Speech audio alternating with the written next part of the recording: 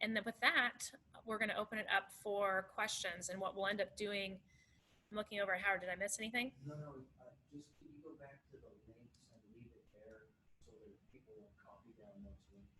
Sure. So Howard is suggesting that while we're doing questions that I give people a chance if they wanted to go to these links. Potentially the better way or the easier way if you're trying to get to this is if you just do a search for Central Coast Water Board tentative orders, you will get to this page. Similarly, if you do a Google search for Central Coast Water Board email list, you will end up on this page. And then we will be sending all these links out to the interested parties list, but if you're not already on there, you won't get the email. Also, feel free to just give any of us a call or shoot us an email and we can send this information over to you. So with that, why don't folks start raising their hands and we can change over to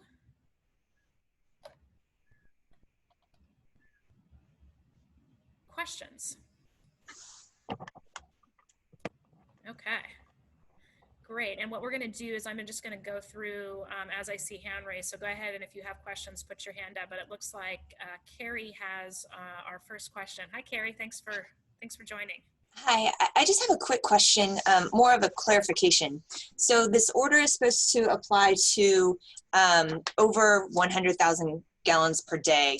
Is that the actual how much you're discharging? So let's say you know, here we're an ocean discharger, but we plan to be doing recycled water in the future. So would that 100,000 only apply to how much water that we're going to be recycling and discharging to the land? Gotcha. So the trigger will be what your, so many facilities have maybe a different capacity versus what they're actually permitted to discharge. So it'll be depend on what you want to be permitted to be discharged. So if your facility say could potentially discharge 200,000 gallons a day, but you don't want to permit for that capacity because you know that's 20 years from now and you want to have a permit that allows you to only discharge up to 90, then you can be in the smaller permit. But if you want your permit to cover you for 100,000 or more, then you would be enrolled in this larger permit. So we're essentially going to have two permits.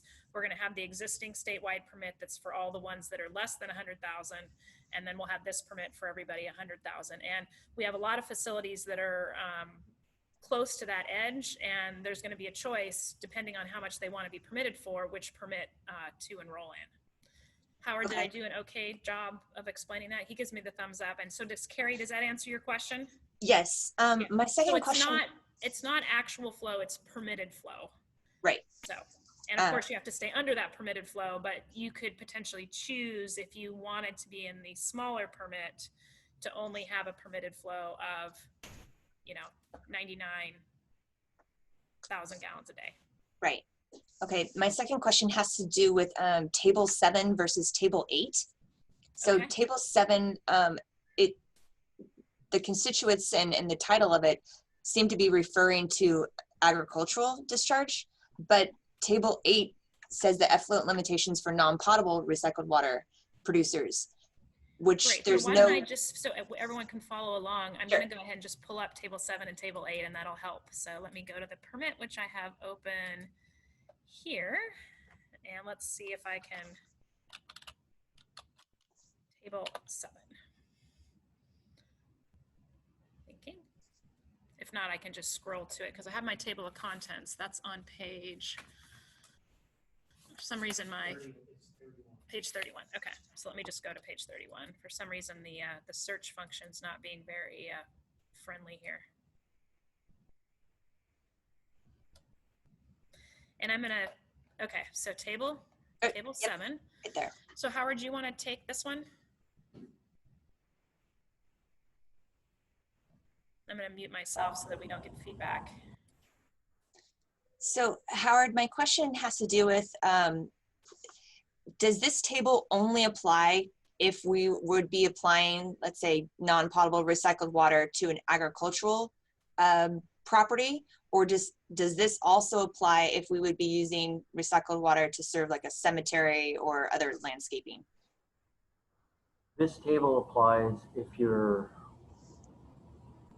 applying it anywhere, but I think to get at the crux of your question, you would look at what basin you're over, and if you're over one of the basins designated in table 3.6 of the basin plan, the MCL, the upper MCL, and the agricultural water quality goal would not be applicable to your discharge.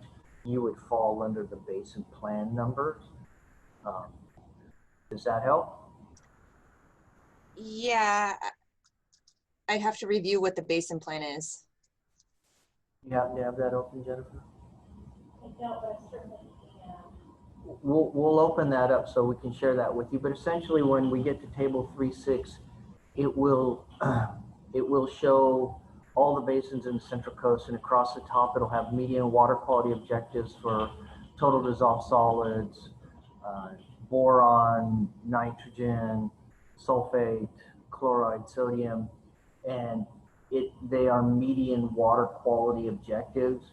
And so you would then find your particular basin, and we're just about there. Okay. And I believe you're talking about Montecito at the moment, right? Correct. So you would go down and yeah, you need tables. You're in 4 now. That's 3.1. I want to go to 3.6. Yeah, table 3.6. Oh, there we go. Okay, so let's find Santa Barbara. I think it might be down a little bit lower. Okay, so you're in the South Coast. So you would probably be in the general Santa Barbara area. So you'd be looking at TDS of 700. Can you make it a little bit smaller just so I can see the top of the table? So according to this basin plan, Montecito is under Santa Barbara rather than having its own separate basin. Yeah, I'd have to go back and look at exactly what it is. If you're not in either of those basins, are you in a sole source basin in Montecito, or do you know? Yes, Montecito Basin is a separate basin from CARP and from the city of Santa Barbara's basin. Yeah, Santa Barbara. so then we would talk to you about whether the MCLs and those ag numbers would work for you, or if you would like to request one of the adjacent basins. Well, the problem is, I can look by looking at these numbers, the Montecito groundwater that's being extracted right now by Montecito Water District does not meet these requirements. Okay. You know what? Let's talk about that offline. And Okay. you heard James Bishop in our office is our hydrogeologist. I would engage James in the discussion, and we could work with you to figure out something that works for Montecito. Okay. And sorry, I was looking at my screen. I should have been looking at you. That's fine. I'm still learning this. It's really strange just talking to a camera. Agreed. Great, thanks, Howard. Thank you. Okay, Carrie, and so if you can put your hand down, let's see. I don't see any other hands raised, but we do have some folks on the phone that probably don't have the ability to raise their hands. Jennifer, could I just add something based on Sure, the last question? I can barely hear you, but let me turn up my volume. I Go was just going to clarify that this permit applies only to the production of recycled water. So you would have to have a separate permit for the use of the recycled water, and that's where we get the Title 22 report, and we would fold in additional requirements. And so I just wanted to clarify that based on the last questions. Thank you, Christina. That's a great clarification. Thank you. So we have several folks that look like they're just on the phone. What I don't know is I'm assuming that they can unmute themselves if they want to talk. Can someone on the phone test that? Can someone on the phone, because it might be that I need to manually unmute you. Let's see, Lori, I don't see that you're muted. Are you on the phone and are you able to talk? Well, let me try let's see, I'm gonna try unmuting Alejandra. Looks like I have to ask to unmute. I can select that. I just want to make sure that the folks on the phone have a way to. And let me double check here in my settings that folks can unmute themselves, so they should be able to do that. But I just want to test that. As someone who's on the phone, let's see, we got 805 that ends in 597 or 769 willing to test that so we can make sure that we can hear people. Oh, I see someone raised her hand. Okay, Cecile raised her hand. Go ahead, Cecile, and then I'll go to Lori next.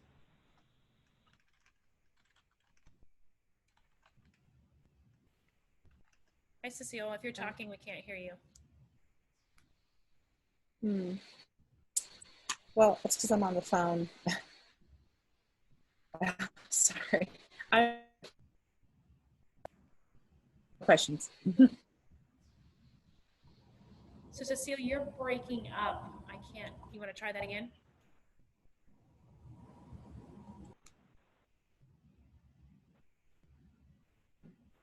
I think we've lost Cecile. She's frozen. Okay. So while we're waiting for Cecile, Lori had a question or had her hand raised. I think Lori's hand went back down again now. But go ahead, Lori, if you'd like.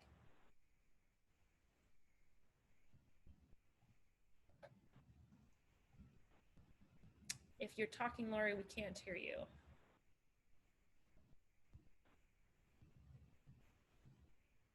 Can you hear me now? Ah, there we go. I can hear.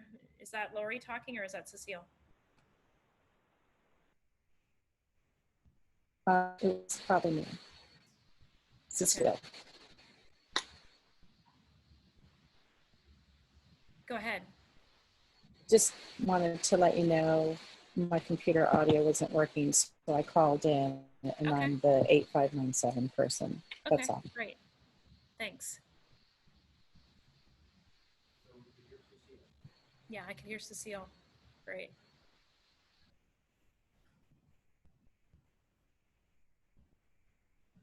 Well, I don't see any other questions.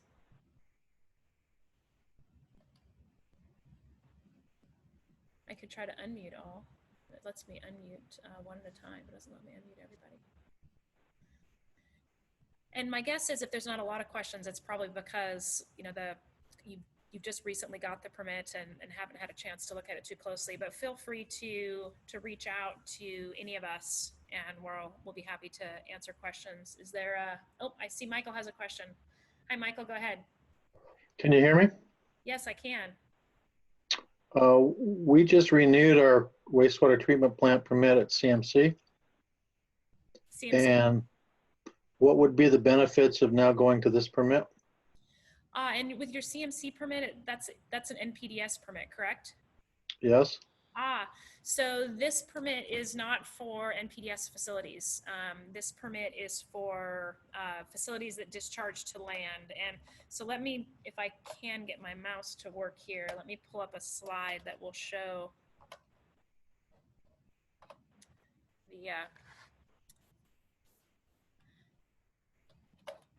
the facilities, which I can't. My mouse does not want to work. And Michael, while Jennifer's doing that, the only part of your discharge that could apply under this order is if you wanted to go to water reclamation and that discharge is to land, you would need to be enrolled under a permit, and this would be an option. When Terry was talking earlier, we have in the past incorporated the production into the NPDES permit, and then the WDR unit, which I work in, which is discharge to land, we issue the enrollment under the user because that's discharge to land, but the production was covered through the NPDES. So we have some hybrids. I'm not sure what it'll look like in the future, but the hope is that anybody who discharges to land would be incorporated under this order. Well, a portion of our wastewater does go to Dairy Creek Golf Course and El Chorro Regional Park. Okay. Are you enrolled in 2016-0068? We must be. Yeah, we're permitted to do that. Okay, well, why don't we follow up on offline? I'll talk to John Rocky, who oversees San Luis County, and we'll make sure that you're all covered. And but if we could just talk to you offline after the meeting or later Well, this week. I'm sure we're all covered, but it goes back to the same question: is what would be the benefits of going under this permit rather than staying under the permit that we're currently on? So this permit could not cover an NPDES discharge. So if you're discharging to a surface water body, you have to stay under your current permit. You cannot be covered under this permit. Okay, that answered the question then. Yeah, so these are all of our discharges to land. So these are all the pond facilities, et cetera, that have some sort of percolation into the ground, not surface water bodies. Okay, because when it says receiving waters, that means groundwater basins. Yes. Okay. But that's a really good question. So thank you for clarifying that. And we do have a slide that shows the 44 facilities that are currently covered by waste discharge requirements, not NPDES facilities. It's fairly small, but I'll zoom in here a bit. So these are the facilities. Let me swap presentation.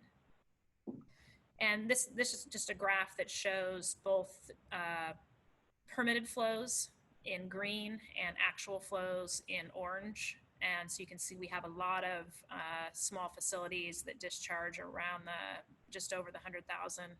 And then our larger facilities that discharge to land are Santa Maria, Soledad, Hollister, Pure Water Monterey, et cetera.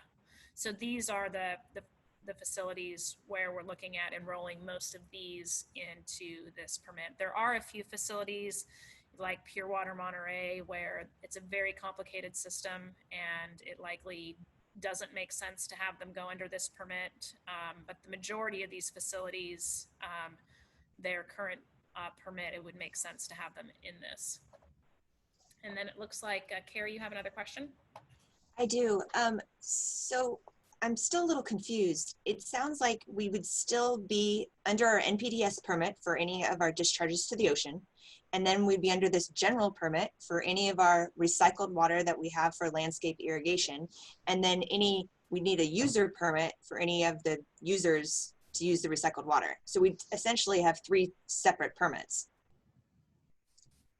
Go ahead, Howard. Carrie, correct me if I'm wrong, but your production is currently covered under your NPDES permit, correct? No, it's not.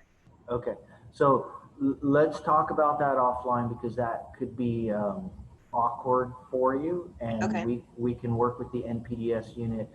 I know that for a number of the ocean discharges, they have been incorporating the production into the NPDES, and then you would only have to get the one additional user permit, which is the 2016-0068. And everybody has to get that who's a user. We don't have the authority to do anything different. Right. So is that the hope that any ocean discharger would still keep their NPDES permit and just have the recycled water incorporated into it, not have a separate general permit? Even in the future, I'm talking about.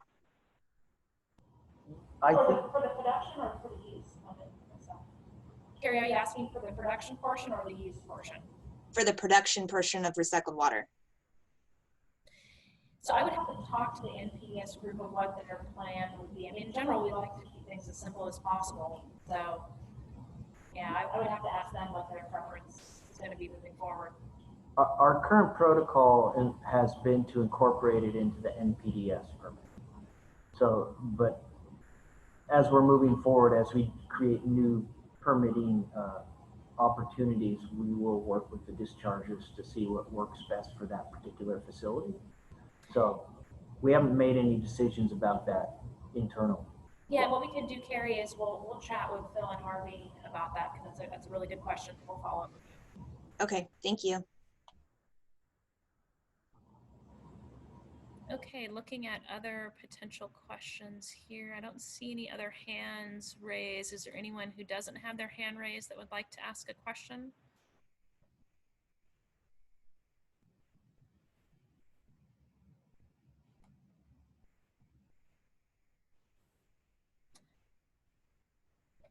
Okay. Well, it is certainly been a pleasure talking to everyone, and I'm glad that folks made the time. We apologize for some logistical details. As much as you practice it 3 times ahead, there's always things that happen during these types of meetings where you expect the unexpected, I guess. So, Howard, anything else for the good of the order? Oh yeah, so Howard suggested that I remind folks about the meeting next week. And so that's on June 30th. And let me look at my slide here that'll tell me what time that is.